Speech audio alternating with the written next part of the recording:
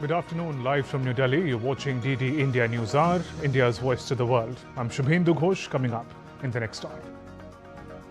Prime Minister Narendra Modi urges citizens to participate in Har Ghar Tiranga movement, says tricolour is our pride and inspiration.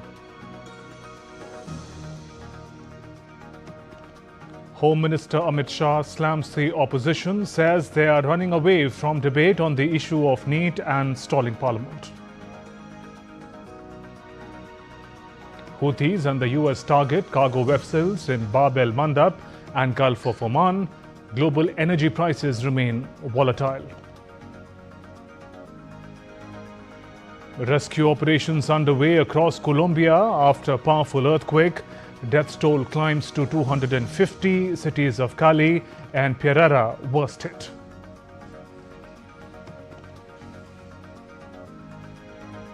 And Europe to witness rare total solar eclipse on Wednesday. First of Spain's 3 eclipse run will plunge parts of country into daytime darkness.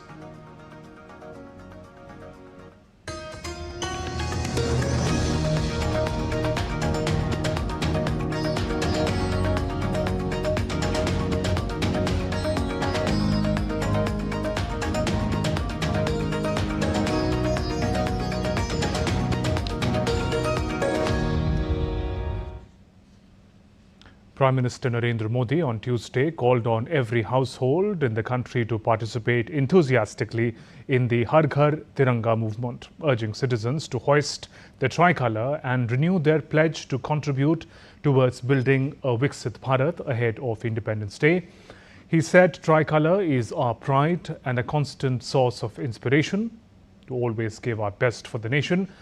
Prime Minister also expressed happiness that this year's Har Ghar Tiranga campaign is dedicated to Vande Mataram as the nation marks 150th anniversary of the national song.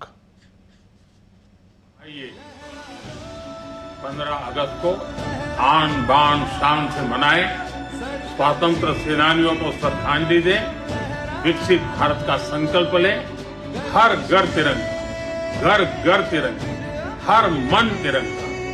आइए हर घर पर तिरंगा लहराइए। भारत माता की जय।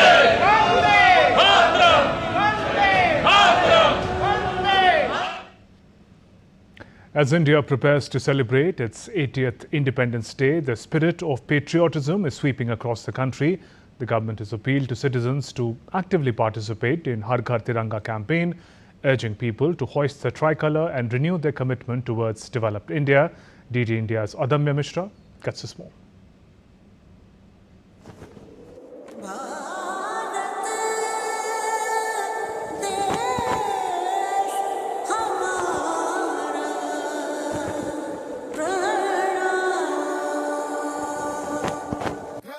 The tricolour, a symbol of India's pride, unity and sacrifice, is once again becoming the centre of celebrations as the nation prepares for its Independence Day. Ahead of India's 80th Independence Day, the government has appealed to people across the country to participate enthusiastically in the Har Ghar Tiranga campaign. The campaign encourages citizens to hoist the national flag and strengthen the feeling of patriotism while taking a pledge to contribute towards building a developed India. The campaign is also being dedicated to the 150th anniversary of the national song Vande Mataram. In New Delhi, Vice President C.P. Radhakrishnan flagged off a special bike rally from Bharat Mandapam as part of the campaign. Members of Parliament and several participants joined the rally, which concluded at the Major Dhyan Chand National Stadium. Addressing the gathering, the Vice President said that Vande Mataram became a driving force during India's freedom struggle and inspired people in their fight against colonial rule. The spirit of the campaign was also seen in New Delhi, where Sports Minister Mansukh Mandavia led a cycle rally along with volunteers of My Bharat. Hundreds of young volunteers participated in the rally and conveyed the message of fitness and a healthy India. The Sports Minister said that a healthy citizenry is essential for building a developed nation. Delhi के सड़कों पर my Bharat के volunteers के द्वारा हर घर तिरंगा cycle यात्रा करके देश के युवाओं को संदेश दिया है कि मोदी जी के विकसित भारत के आह्वान को साकार करने के लिए हमारी देश की आज़ादी को कायम बनाए रखने के लिए हम युवा सशक्त रहे तो भारत स्वस्थ रहेगा, और भारत स्वस्थ रहेगा तो मोदी जी का समृद्ध भारत का, विकसित भारत का स्वप्न साकार होगा। Union Minister Jitendra Singh also participated in a Tiranga bike rally which painted the capital streets in patriotic colors. Organized by the Ministry of Culture, the mass rally was aimed at invoking national pride and encouraging citizens to hoist the national flag at their homes. In Jammu and Kashmir, Lieutenant Governor Manoj Sinha called upon people to carry forward the spirit of patriotism, unity and national service. He said the Har Ghar Tiranga campaign has evolved into a mass movement of national consciousness and should become a lasting tradition of love for the motherland. A mega Tiranga rally was also organized in Jammu and Kashmir's Anantnag ahead of the Independence Day. The rally was led by Deputy Police Commissioner of Anantnag, DIG South Kashmir and SSP Anantnag. Government employees, local residents, men and women participated in large numbers, carrying the tricolour and raising patriotic slogans. In Chhattisgarh's Narayanpur too, a Tiranga Yatra was organized as part of Independence Day celebrations. Chief Minister Vishnu Deo Sai, Deputy Chief Minister Vijay Sharma, students, youth and local residents participated enthusiastically in the march. From the national capital to J&K and Chhattisgarh, the Har Ghar Tiranga campaign is uniting people in the spirit of patriotism and national pride. Adamya Mishra's report for DD India. India is set to celebrate 80th Independence Day this 15th August, a day that is defined by patriotic fervour, remembrance of freedom struggle and aspirations of future.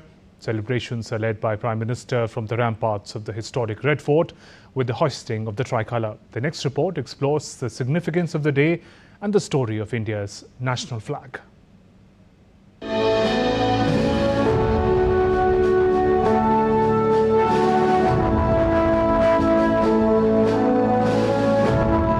The Independence Day on 15th August marks the dawn of freedom of India.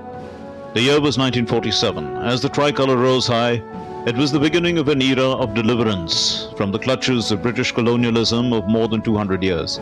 India's independence was a tryst with destiny, as the struggle for freedom was long and witnessed the sacrifices of numerous freedom fighters. India is celebrating 80th Independence Day in 2026. The day is celebrated with patriotic fervour by Indians at home and abroad. The celebrations are led by the Prime Minister of India from the ramparts of the historic Red Fort in Delhi. As the leader of the nation hoists the national flag, the nation is filled with pride over its heritage and energized to fulfill the aspirations of its people. Prime Minister Narendra Modi has set an ambitious goal for the nation. India will seek to become a developed nation by 2047 when it celebrates 100 years of independence. 140 crore भारतवासी 2047 में जब आजादी के 100 साल होंगे, विकसित भारत के संकल्प को परिपूर्ण करने के लिए पूरी ताकत से जुटे हैं। इस संकल्प की पूर्ति के लिए भारत आज हर सेक्टर में आधुनिक इकोसिस्टम तैयार कर रहा है और आधुनिक इकोसिस्टम हर क्षेत्र में हमारे देश को आत्मनिर्भर बनाएगा। Across India and the world, from the grand ceremony at the Red Fort to schools, missions, institutions and homes, the national flag becomes a symbol of freedom and unity in diversity. Har Ghar Tiranga is an initiative by the Government of India to foster a personal connection between citizens and the Indian national flag, the Tiranga. The journey of tricolour mirrors the journey of India's freedom struggle itself. The present form of India's national flag was adopted by the Constituent Assembly on July 22, 1947. But decades before that, different flags emerged as symbols of India's growing national consciousness. In 1906, during the Swadeshi and boycott movement, a flag was hoisted at Parsi Bhagan Square in Kolkata. Madam Bikaji Kama raised first Indian flag in Germany. Then came 1917. During the Home Rule movement, Annie Besant and Bal Gangadhar Tilak used a flag that represented demand for greater self-rule for Indians. And in 1921, at the Congress session in Vijayawada, a young freedom fighter named Pingali Venkaya presented a flag designed to Mahatma Gandhi. A charka at its center represented progress and self-reliance.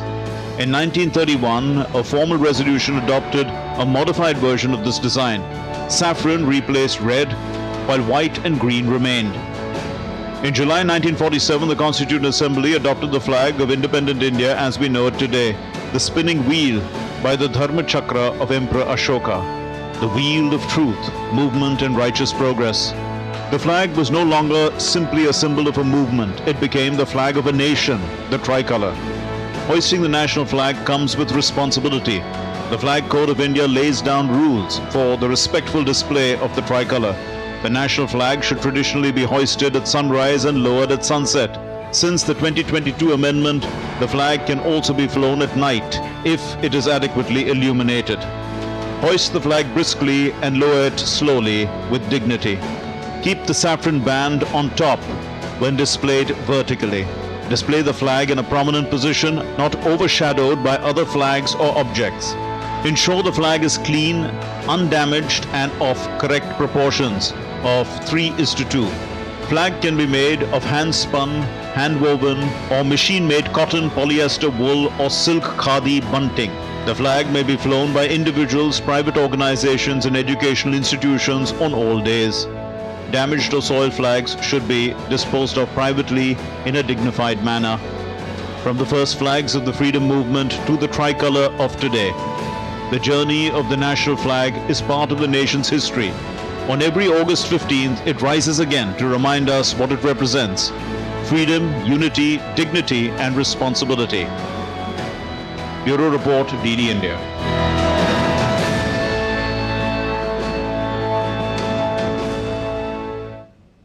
India's space journey owes much to the vision of Dr. Vikram Sarabhai, widely regarded as the father of Indian space program. A scientist, institution builder, visionary, Sarabhai believed that science and technology must directly contribute to national development.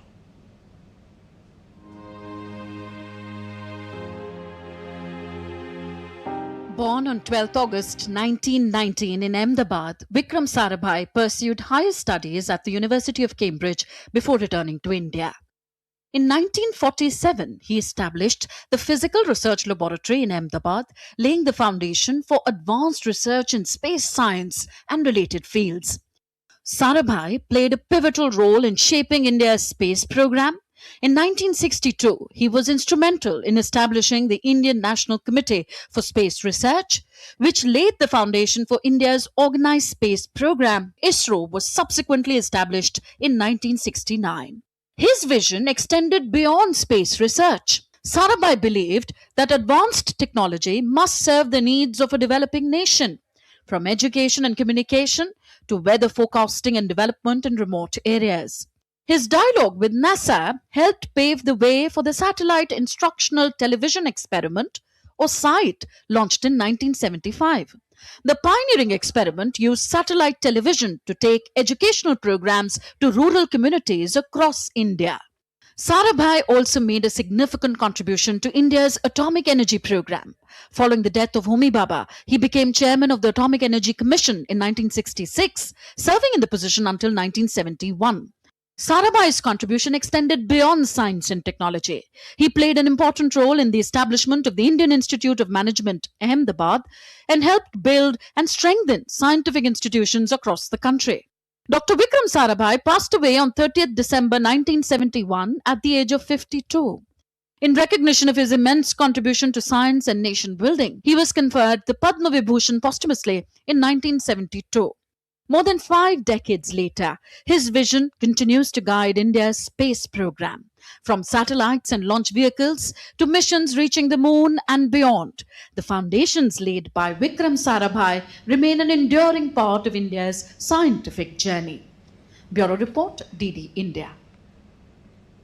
In other news, student protests in Jharkhand continue unabated on Wednesday, with demonstrators gathering at Jaipal Singh Stadium in the state's capital, Ranchi. Opposition leader Babulal Marandi visited the site and expressed solidarity with the students. He revealed that police, including the city SP, SSP and Deputy Commissioner, had arrived at the protest venue early morning on Wednesday. Earlier on Tuesday evening, students staged a silent march to protest the police lathi charge during their Monday Assembly Gherav.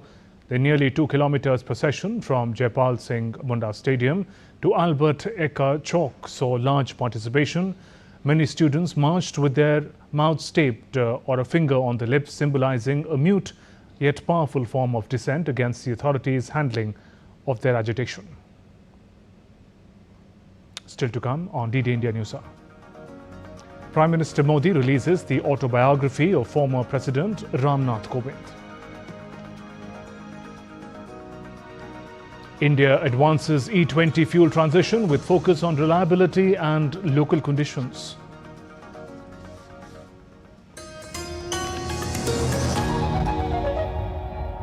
This week on Defense Dynamics.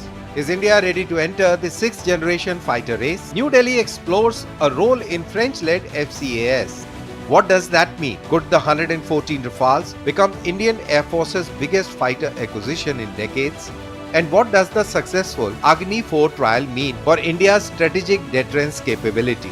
Find it all this week on Defense Dynamics this Wednesday at 8 p.m. IST only on DD India.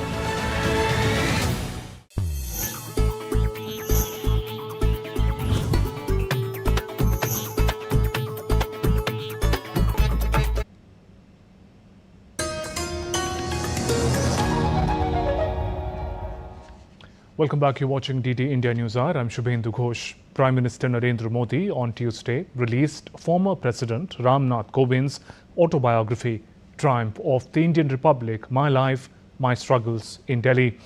The book chronicles former President's inspiring life and his efforts to serve the society. He served as the 14th President of India from July 27 to July 2022. Before becoming the President, he served as the Governor of Bihar from the year 2015 to 2017. मैंने उनके जीवन को जितना समझा है, उनकी कार्यक्षमताओं को जितना जाना है, मैं पूरे विश्वास से कह सकता हूं कि श्री रामनाथ कोविंद जी की ऑटोबायोग्राफी अपने आप में भारतीय लोकतंत्र और भारतीय समाज के लिए एक धरोहर बनेगी।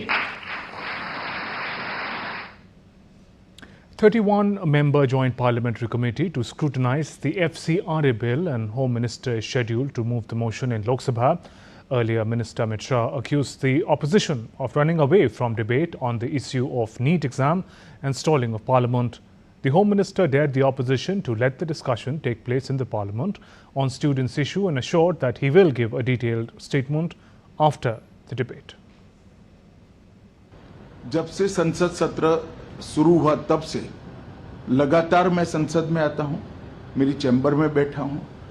चूंकि संसद भवन के अंदर विपक्ष संसद को चलने ही नहीं दे रहा है दोनों गृहों में, तो कोई जाकर क्या करेगा।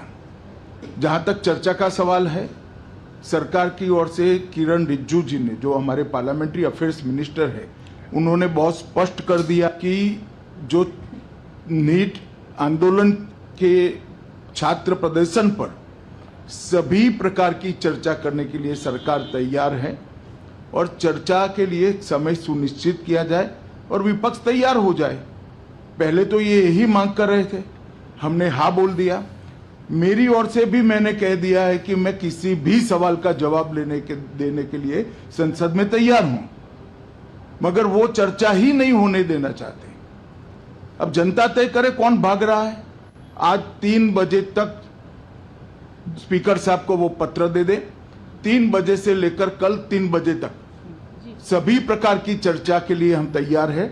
मैं सदन में ही बैठूंगा, सबको सुनूंगा और सब चीजों का जवाब दूंगा।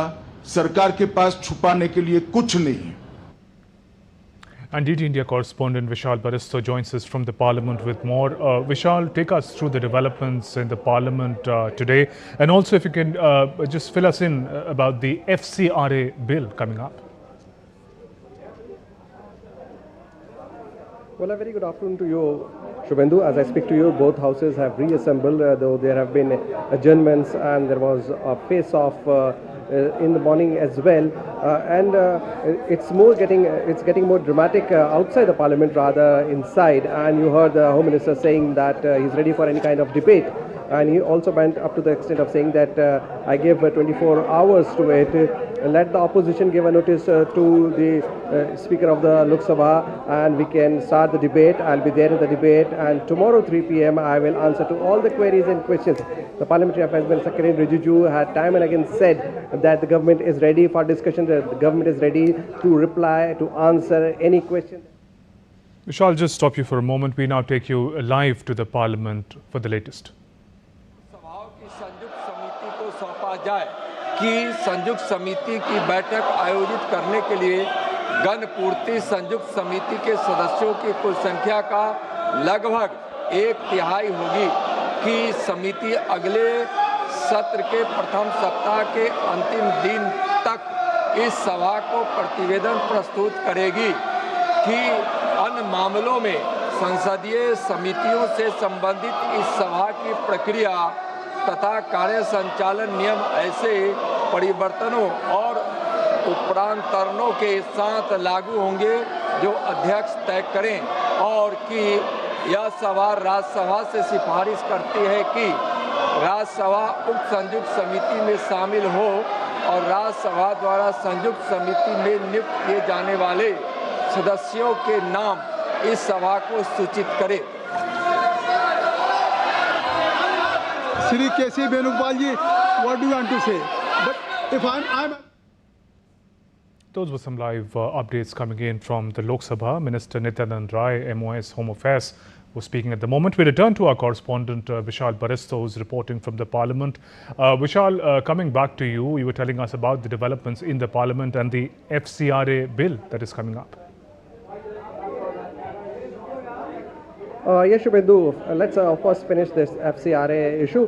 Yes, the government is ready to hand over the FCRA bill, the much contentious, to the Joint Parliamentary Committee, and 31 members from both the houses could scrutinize the bill. You heard the MOS Nityanand Rai just moving on the motion, and he has informed the House that 11 members from, I beg your pardon, 21 members from the Lok Sabha and 10 members from the Rajya Sabha would be part of the Joint Parliamentary Committee. The Foreign Contributions Regulation Act Amendment Bill is aimed at amending the 2010 Act, and it was introduced into the House during the budget session, but no debate could take place, and the government was very keen that the FCRA bill should come up for discussion, but there were a lot of concerns because the government said that it is only to control the misuse of the foreign funds by the NGOs, by the religious institutions, but there were some concerns from some of the states in the northeastern region. In fact, the Chief Minister of Mizoram had come to the Parliament. He had a meeting with the Home Minister, and the opposition also had its concern. The opposition was demanding that there has to be a JPC inquiry into the FCRA and the matter be handed over to the Joint Parliamentary Committee. So the government has decided, and you just heard the MOS Home Nityanand Rai informing the lower house of the Parliament. So 21 members would be from the lower house as decided by the Speaker, and 10 from the upper house as decided by the Chairman. Now, coming back to the proceedings in the Parliament, I was informing the viewers about what the Home Minister has said, that he had made it very clear that he is not at all running away from any kind of discussion. In fact, he has asked the opposition to give a notice to the Lok Sabha Speaker and let there be a debate. He's ready for a debate from 3 p.m.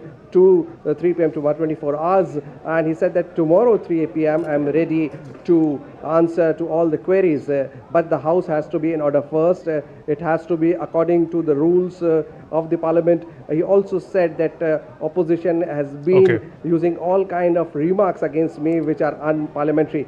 But the leader of opposition, when asked as to what the opposition had to say, Rahul Gandhi has clearly refused to be part of this debate. He has said that the Home Minister should come and give a statement as to who is responsible for the alleged pellet firing on the students. There, Vishal, appreciate you joining us with those updates from the Parliament. Thank you. Moving on, Tata Sons chairman N. Chandrasekaran will not seek reappointment after his term ends on February 20th, 2027. That's next year, following a lack of consensus on extending his tenure. He said Tata Trust had recommended a 5-year extension, but the proposal failed to get the required support from the Tata Sons board. Chandrasekaran said the uncertainty over leadership made it important to begin the succession process soon. Chandrasekaran, who has completed 40 years with Tata Group and led Tata Sons for nearly a decade, called his tenure a great honor and responsibility. The focus now shifts to selecting his successor. India is moving ahead with its transition to E20 fuel, a petrol blend containing up to 20% ethanol. The country is combining global experience with India-specific testing to ensure the fuel transition is reliable and suited to local conditions. Here's more. As India moves ahead with its E20 transition, the focus is on making sure the fuel performs well under Indian conditions. The Automotive Research Association of India, a leading automotive R&D organization, is testing E20 for vehicle performance, emissions, and material compatibility. The testing goes beyond vehicle performance. AR/AI is also using fleet data, emissions assessments, and globally recognized engineering and testing standards to evaluate how E20 works under Indian operating conditions. India's E20 transition is also drawing on the experience of other countries. Brazil, the United States, and several European nations have used ethanol blended fuels for years to reduce emissions and diversify their energy supplies. ARAI says combining global insights with India specific scientific assessment can help support a reliable and efficient E20 transition. The move is aimed at promoting cleaner mobility while strengthening energy diversification and supporting India's long term sustainability goals. For India, the focus is on using global experience while ensuring E20 is thoroughly assessed for the country's own vehicles, roads, and operating conditions. Bureau Report, DD India. From record heat waves in the United States and Europe to wildfires in Canada and Spain, extreme weather is intensifying worldwide. Typhoon Dolphin has also triggered heavy rains and floods in China. As scientists warn that a strengthening El Nino combined with climate change is worsening heat, drought and fire risks. Here's a report. Typhoon Dolphin's remnants have triggered heavy rains and flooding across eastern and central China. In Zhengzhou, roads were submerged, disrupting traffic as commuters waded through knee-deep water. Typhoon Dolphin has weakened after traveling over 6,000 kilometers, but continues to fuel heavy rains and flood risks across China. Meanwhile, British Columbia is facing a rising wildfire threat with 102 active fires amid severe drought and extreme heat. Major wildfires near Okanagan Lake are worsening as drought and falling water levels increase Canada's wildfire risks. Spain is also facing one of its worst wildfire seasons, with thousands evacuated as fires burn across the country. Over 2.44 lakh hectares have been affected amid extreme heat and dry conditions. Emergency shelters have been set up to provide food and accommodation to evacuees. Puerto Rico has begun water rationing amid severe drought, leaving thousands without running water for up to 48 hours. Residents are relying on community wells and distribution points for daily needs. Severe storms hit the US Midwest, triggering tornado warnings and causing damage. One person was killed in an explosion in Indiana. In Croatia, tourists head underwater to escape summer heat. Brazil faces growing risks from droughts, floods, and wildfires as rising temperatures intensify extreme weather. The biggest losses were seen in the Amazon rainforest and biodiverse Cerrado savanna. Experts say El Nino is driving hotter, drier conditions while warmer oceans and atmosphere are increasing the intensity of extreme heat, droughts, heavy rains, and wildfires. Bureau Report, DD India. Meanwhile, a landslide in Mumbai's Kurla area claimed 2 lives on Wednesday, with several others feared trapped under debris. The incident took place around 3:48 a.m. IST at Goshya Chawl in Chirag Nagar near Rathod Medical under the jurisdiction of Ghatkopar Police. The landslide brought down a portion of the structure with debris falling onto 2 or 3 nearby rooms of the Chawl. 6 to 8 people are suspected to be trapped under the debris. Personnel from National Disaster Response Force along with around 50 Brihan Mumbai Municipal Corporation BMC workers are engaged in rescue operations. Still to come on DD India NewsHour. Ukraine hit 2 grain terminals at Russia's Novorossiysk naval base with drones missiles. And we'll talk about the direction in which West Asia conflict appears to be headed.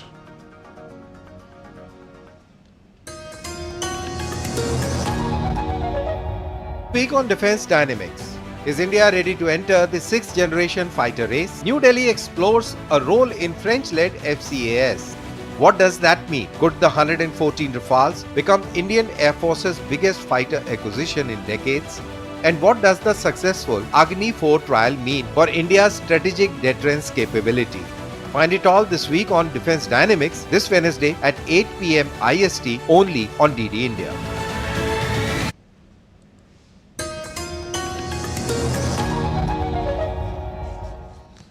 You're watching DD India NewsHour. I'm Shubhendu Ghosh. 4 crew members and 2 Yemeni rescuers died after Iran-backed Houthis attacked the small cargo ship Tema in Bab el-Mandab Strait. Yemeni authorities said the vessel carrying food supplies was hit by missiles that sparked a fire, killing 3 Pakistanis and 1 Indonesian. A second strike during rescue efforts killed 2 members of an anti-Houthi force. The incident marks the first confirmed fatalities from Houthi attacks on the shipping since the wider Iran conflict began. Separately, US Central Command said its forces fired 2 Hellfire missiles from a helicopter at the Panama-flagged container ship Velanova in the Gulf of Oman. The missiles disabled the vessel's steering gear after it ignored warnings and attempted to breach the US naval blockade of Iranian ports. It is the 3rd ship disabled since the blockade was reimposed in mid-July. Iran maintains Strait of Hormuz will stay closed until the Americans alter their stance and meet Tehran's conditions. United States and Iran have exchanged new demands during negotiations for the reopening of Strait of Hormuz. While the US has said it is involved directly in the talks, Iran says the Strait of Hormuz will remain closed unless the United States changes its behavior and accepts Iran's conditions, blaming Washington as the root cause of insecurity in the region. Meanwhile, US President Trump said the situation with Iran is going fine, telling reporters at Joint Base Andrews that American forces are in total control of the Strait of Hormuz. Right, are you saying I trust Iran? I'm the last person to trust Iran. They've lied to me constantly. We have total control over the Hormuz Strait right now. They don't have control. We have total control. We own it. Iran has issued strict conditions to Washington to end the current conflict, communicated via intermediaries. Mohsen Rezai, the head of Iran's Supreme National Security Council, demanded an end to US threats and attacks against Iran and its allies. Tehran's core terms include lifting the naval blockade, withdrawing US forces, receiving conflict compensation, removing sanctions and unfreezing assets unconditionally. Rezai clarified that any separate shipping agreement with Oman regarding the Strait of Hormuz will not affect decisions on the closing of the strategic waterway. Oil prices began climbing in February of 2026 this year as the West Asia crisis erupted with US-Iran war. Initial supply fears and threats to Strait of Hormuz pushed crude higher, and through spring, intermittent escalations and shipping disruptions kept the prices elevated and volatile. By July, 5 months of the conflict left the strait effectively shut, intensifying upward pressure. Early August saw a sharp surge, roughly 14% in a week, as talks stalled and the US helicopter struck a cargo ship attempting to breach the American blockade. Brief optimism from Pakistan's remarks and Iran-Oman discussions faded quickly when both sides hardened compensation demands. No breakthrough, and Hormuz remaining closed. Prices continue rising into mid-August. WTI near $84 and Brent near $89 a barrel, as traders priced in prolonged disruptions and potential Federal Reserve rate hikes. Currently, the global oil market trades higher, with the Brent crude trading up 0.71% at $89.55 per barrel, while the West Texas Intermediate, or WTI, is trading up 1.01% at $84.05 per barrel. Meanwhile, 4 drones struck 3 camps belonging to Iranian Kurdish opposition groups near the Erbil, Iraq on Wednesday, resulting in no reported casualties. The strikes targeted locations in the Soran and Harir areas, highlight increased cross-border tensions between Tehran and the dissident factions.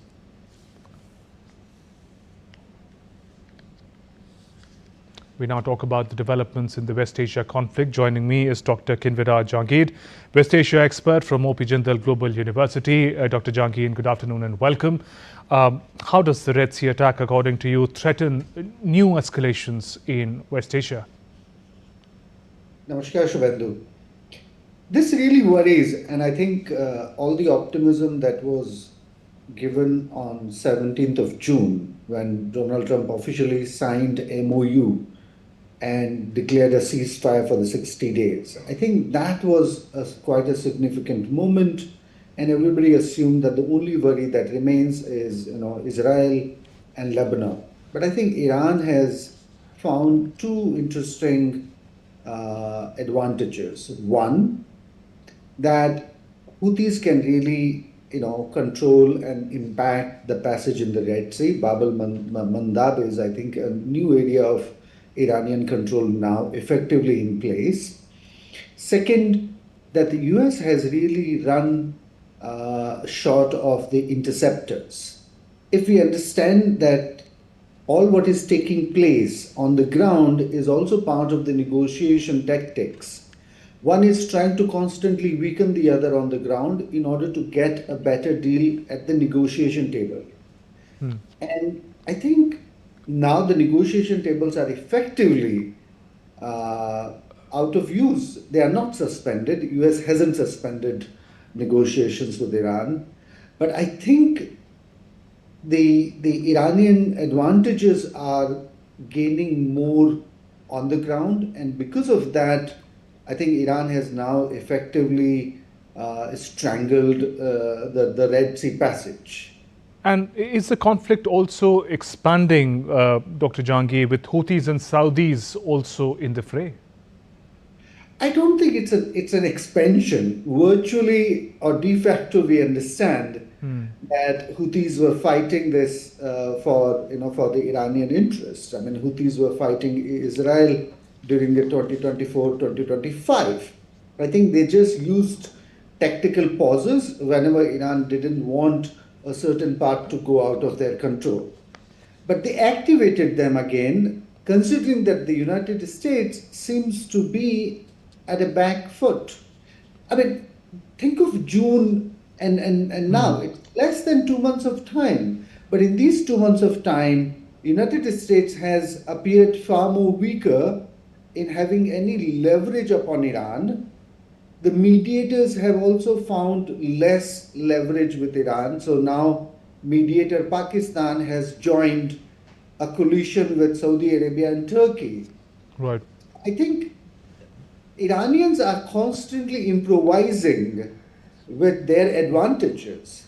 So all what is happening to the international market and to, let's say, a place like India and Asia is that we are coming at a very severe receiving end.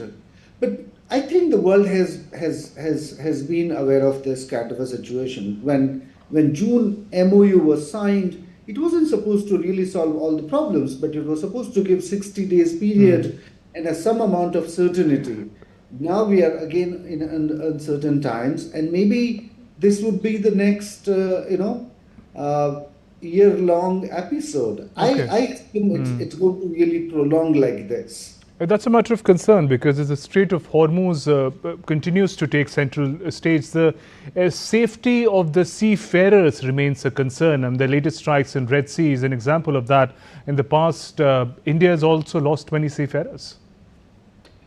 It is actually, and you are right.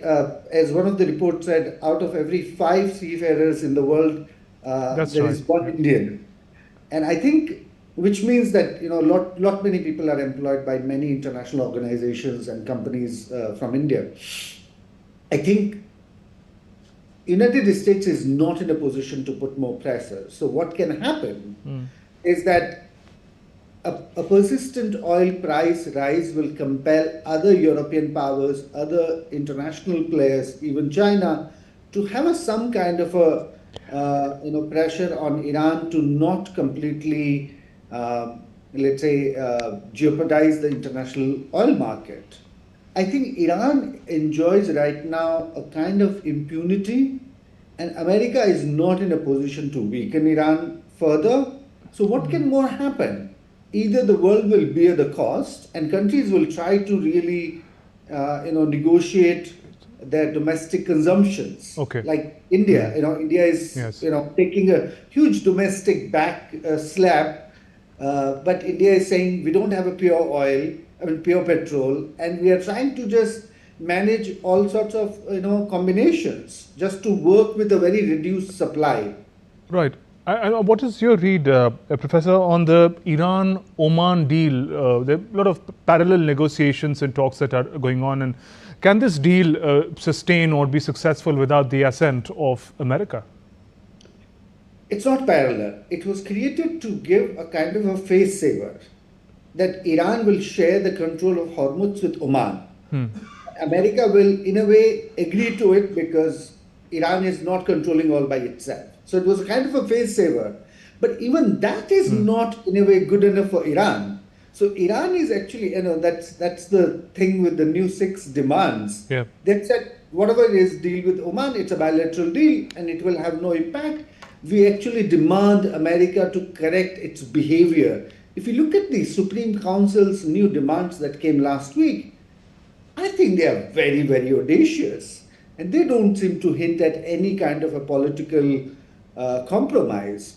And the poor president of Iran and the foreign minister and the parliamentary speaker, I think these 3 moderates will really come under a heavy attack and not have any way then the radical Iranian Revolutionary Guards who are really in no mood to compromise for their religious reasons or for their ideological positions. Right, and finally, taking a macro view of the region, a couple of days back, Israeli Prime Minister Netanyahu rejected the Gaza peace plan. I mean, putting all these elements together, what is your sense of the opportunities and possibilities of a larger peace and stability in the region? Well, that's a very interesting development, and I'm happy you raised it. Netanyahu's objection to the larger rebuilding of Gaza is tactical. He hasn't opposed rebuilding of Gaza in certain pockets. I think he's also managing a very tough phase. He's to face elections in the month of October, so he doesn't want to, in a way, give up the territory of Gaza, which has been taken by the Israeli army in the name of the national security. So I think Donald Trump is not going to demand too much out of him at the moment. We'll let him have this kind of a statement for the domestic consumption. But once the October elections are over, I think Donald Trump would need Israel more cooperate with the Board of Peace. And the Board of Peace doesn't need all of the territory of Gaza to rebuild. They are starting from a very safe passage, which is the southernmost. So I think these are minor. I think Gaza more or less is on a path of rebuilding. It doesn't mean the peace will be achieved with that, because unless and until Israel comes to terms with the two-state solution, I think that's where the real game change is lying. Okay, on that note, Dr. Kinvira Jangir, many thanks for joining us on NewsHour, sharing your perspective. Moving on, Donald Trump has confirmed that he did secretly switch planes because of a threat to his life, after news reports reveal that American president was smuggled out of Air Force One to a different aircraft on a catering truck. It was reported that a secret operation reportedly smuggling President Trump off Air Force One before the plane departed, still carrying journalists and top aides who remained at apparent risk of an Iranian strike. President Trump covertly exited the presidential plane while it was on the ground in Turkey on July 8th, but he then reportedly left the plane, stepping inside one of the cargo containers to board a smaller American Air Force aircraft positioned nearby. It's only up to Secret Service. I just follow what they'd like to do. So I go by Secret Service and the military. They wanted me to go on a different flight, a different plane, equal safety, but they wanted me to do it, so I do it. I do what they say. In other news, Russia's defense ministry reported on Wednesday that its forces intercepted, destroyed 502 Ukrainian drones overnight across multiple regions. In the Black Sea port of Novorossiysk, drone strikes and falling debris killed a child, damaged 6 residential buildings, a commercial site and 4 industrial facilities in Krasnodar region. The grain terminal has halted operations after Ukrainian attack. Meanwhile, in occupied Sevastopol, more than 3 dozen drones were downed with limited property damage. A Russian strike set a shopping mall ablaze in Zaporizhia, cutting power to some 1,200 consumers. Ukrainian President Zelensky confirmed Kiev has submitted new peace proposals to US negotiators. In the latest, Russian President Vladimir Putin on Wednesday threatened to seize ships belonging to European countries in retaliation for plans to intercept and seize Russian vessels suspected of forming Moscow's shadow fleet. Several European companies have intercepted ships carrying Russian oil in contravention of European sanctions targeting the vital revenue source. New sanctions passed last month permit EU members to sell the oil or any other cargo seized from the ships. Moscow has bristled at the moves, with Putin calling it piracy and banditry. Speaking while overseeing naval drills in Russia's Far East, Putin said Russia will be forced to respond in kind, adding that Moscow would act wherever they find it deemed necessary and appropriate. Rescue operations are underway across Colombia following a powerful earthquake that has killed at least 250 people, with cities of Cali and Pereira suffering the worst destruction. Rescue teams, soldiers and volunteers are working round the clock to locate survivors trapped beneath collapsed structures. Rescue teams aided by search dogs are combing through the debris in quake-hit cities of Cali, Pereira, Manizales and Quibdó, racing against time to find survivors. Around 5,000 homes have been damaged across the country, while several residential buildings have completely collapsed. Authorities say the focus remains on reaching trapped victims as quickly as possible, while relief operations continue in the worst affected areas. Millions of people across Europe will witness a rare total solar eclipse on Wednesday, with Spain emerging as the best viewing location. The moon will be completely covering the sun, casting a shadow from Russia's remote Arctic north at around 1700 GMT through Greenland, Iceland and across Spain before disappearing into the Mediterranean around 1830 GMT. This will be mainland Europe's first total solar eclipse since 2006. The total blackout will last less than 2 minutes in Spain, while a partial eclipse will be visible across much of Europe, Canada, the northern United States and northwest Africa. A historic moment is just weeks away in France. The Grand Bab Swaminarayan Hindu Temple in Paris is in final stages of preparations. This will be the first Hindu temple in France. Its inauguration is set for September 6th. Our correspondent Rohini Gosavi takes us inside the temple to show us the last-minute preparations and the excitement that's building up. So Paris is getting ready for its first ever traditional Hindu temple, which is set to inaugurate in September. All preparations are in final stage. Workers and volunteers are working day and night. Some are polishing the walls, others are adding the final touches to the decorations. Everyone is working hard to finish the temple before the inauguration. September 6th is the day everyone is waiting for. The temple will open its door to devotees from around the world with 12-day inaugural festival that will feature prayers, cultural programs and spiritual activities. This is not just any temple. It will be the first BAPS Swaminarayan Hindu temple in France. This is a dream come true for the Indian community here.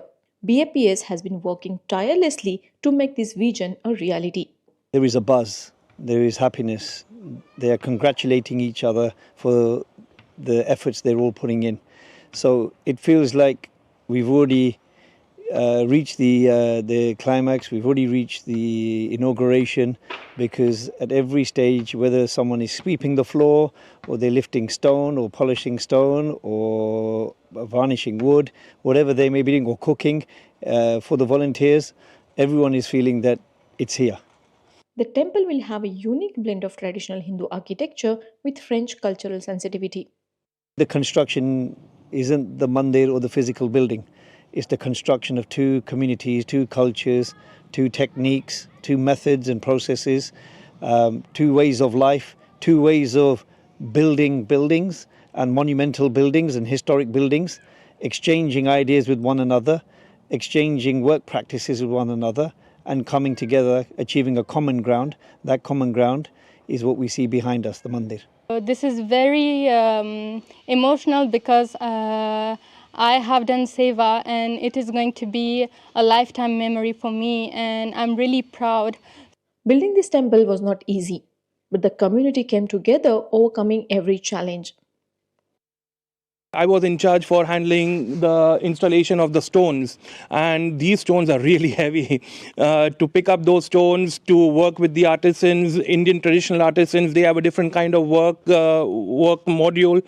To align them with the local French artisans was something that was a little bit challenging, but then with the grace of God, everything went through, and it is now a masterpiece that you could see.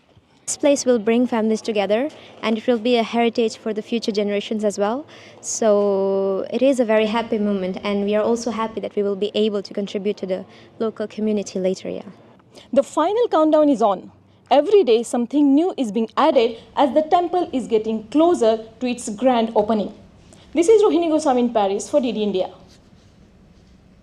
While many German companies see their dependence on US technology as a growing risk, a new survey suggests that they're doing little to reduce it. Businesses in Germany continue to rely heavily on American providers for cloud services, software and AI applications. For more on the findings, we are joined by DW correspondent Chiponda Cimbello in Berlin. Chiponda, what are the key findings of this survey?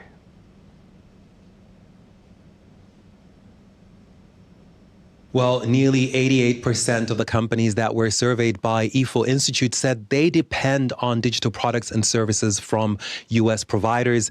And just under 1 in 3 of them consider themselves heavily dependent on American-made technology. Now, while many companies find this reliance to be dangerous, they are not planning to do anything to change that right now. An analyst involved in the survey said that German businesses are reluctant to bear any additional costs that could come with switching to alternatives. Companies aren't ready to pay for that because they cannot be certain that their suppliers and customers will be willing to play a role in contributing to these investments in digital independence. Now, this survey was actually held in response to the US government ordering Anthropic to suspend foreigners from accessing its AI tools Fable 5 and Mythos 5 in June. And while the suspension was lifted, it was a clear reminder of the reliance European companies have on US-made technology. Shiponda Chembelu from DW, thank you. You're watching DD India NewsHour. Time now for all the action from sports. The BCCI today announced that Indian men's cricket team will face Afghanistan in a 3-match T20 international series in Delhi from September 13 to 17. The series will get underway on September 13th with the second match scheduled for September 15th and the third on September 17. All the 3 matches will be played at Arun Jaitley Cricket Stadium. The series is being treated as a home assignment for the Afghanistan Cricket Board, which has made India a base for conducting games in recent years due to volatile political situation back home. Afghanistan most recently toured India for a 3-match ODI series and a test in June. Indian Grandmaster R. Pragnananda crashed through the defences of Chavokir Sundarao in the second round to register his first victory of the Sequofield Cup in St. Louis, city of the United States. Pragnananda claimed his point inch by inch in the endgame, rising out of a queen pawn opening. Sundarao, who will be up against world champion D. Gukesh later this year for the world crown, chose just an equal endgame that should have been a perfect draw for him. But he possibly did not account for Pragnananda's tenacity. It paid off in the end for the Indian. There are 5 leaders sharing the top spot on 1.5 points apiece, including Pragnananda with 7 rounds still to be played in the tournament. And that's all in this edition of DD India NewsHour. Let us know your thoughts on the news of the day. For those on the go, you can get all the latest news and updates from India and across the world on DD India mobile app. This app is available on both Android and iOS platforms. Scan this QR code on the screen to download now. And we'll be back with more news as it breaks here on DD India. I'm Shubhendu Ghosh from all of us here in Delhi. Thanks for watching DD India NewsHour. Namaskar.